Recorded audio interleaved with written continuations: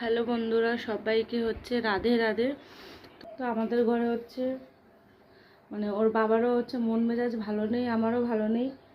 আর হচ্ছে তোমাদেরকে কি বলবো, ছেলের সামনে তো কান্নাও করা যায় না, না মানে আমি ভেঙে পড়লে তো আমার থেকে বেশি ও ভেঙে পড়বে। ওর জন্য মানে ওর সামনে কিছু চুপচাপ রয়েছি। যাই হোক, কী হয়েছে তোমাদেরকে বলছি, আগে দেখো তোমরা ওর অবস্থাটা একবার দেখো, দেখো ভালো করে দেখো। এখানে যে দেখো, চোখ আইস ক্লোজ করো, একবার আইসটা ক্লোজ করো, আইসটা চোখটা বন্ধ করো। আচ্ছা যাই হোক, ও দেখাতে চাইছে না, তোমরা যেটুকু দেখলে সেটুকু দেখে। কালকে আমরা হচ্ছে রাত্রেবেলা হচ্ছে খাওয়া দাওয়া করেছি। খাওয়া দাওয়া করার পর এবার স্বাভাবিক ঘুমাতে যাব। তো ওর বাবা খেয়েছে আর ওকে টিভি দেখতে দিয়েছিলাম, বলছি তুমি টিভি দেখো, আমরা হচ্ছে খাওয়া দাওয়াটা করে নিই।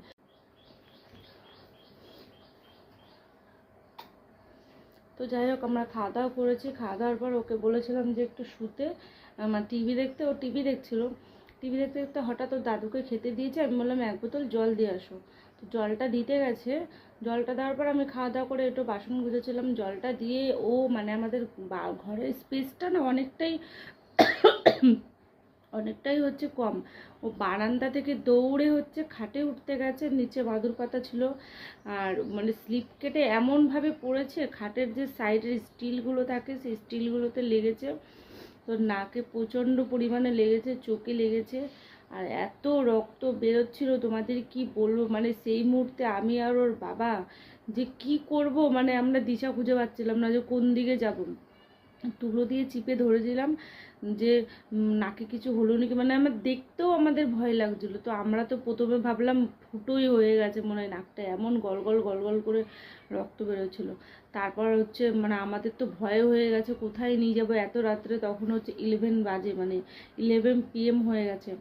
তোর বাবারও ভয় হয়ে গেছে। তারপর হচ্ছে আস্তে করে চিপে খুলে দেখলাম না, হচ্ছে ফুটো হয়নি, মাংস উঠে ভিতরের হাড়টা বেরিয়ে গেছে। এরকম অবস্থা, মানে উপরের ছালটা উঠে ভিতরের হাড় বেরিয়ে গেছে, এত জোর লেগেছে। তারপর তো ওই রাত্রে এখানে লোকালে যে মানে ডাক্তারগুলো থাকে অনেকে, যে চেম্বারে বসে, তাদের বাড়িতে গেলাম, 3-4 জনের বাড়িতে গেলাম অত রাত্রে। মানে গরমে সবার ঘরে পাখা চলছে, তো মানে কেউ কোনো সাড়াই দিচ্ছে না।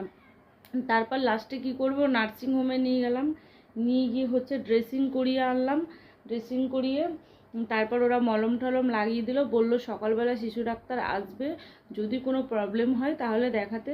তো এখন দেখছি একটু রক্তটা জমাট বেঁধেছে। এখন আমি একটু ঘরে ড্রেসিং করে দেবো, ড্রেসিং করে খাইয়ে দাইয়ে নিয়ে তারপর যাব এখানে আমাদের ফার্মাসিতে, দেখি কি বলে, সেখান থেকে ওষুধ আনবো।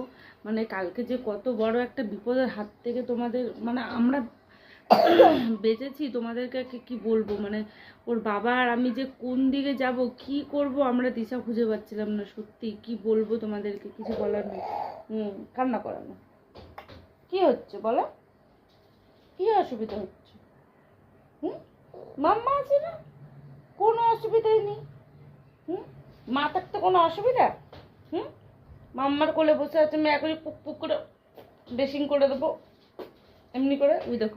ওই দেখো পাখিটা এসছে, হেলুম বলুম বলুম, জিটুকুদুল্লু খুলুম। একটু হাসানোর চেষ্টা করছি, মুখটা এমনি করে বসে আছে। ছেলে তো, মাদের কষ্ট হয়, ছেলে মেয়ের কিছু হলে মাদের কষ্ট হয়। তো মুখটা পুরো বসে আছে। আসছে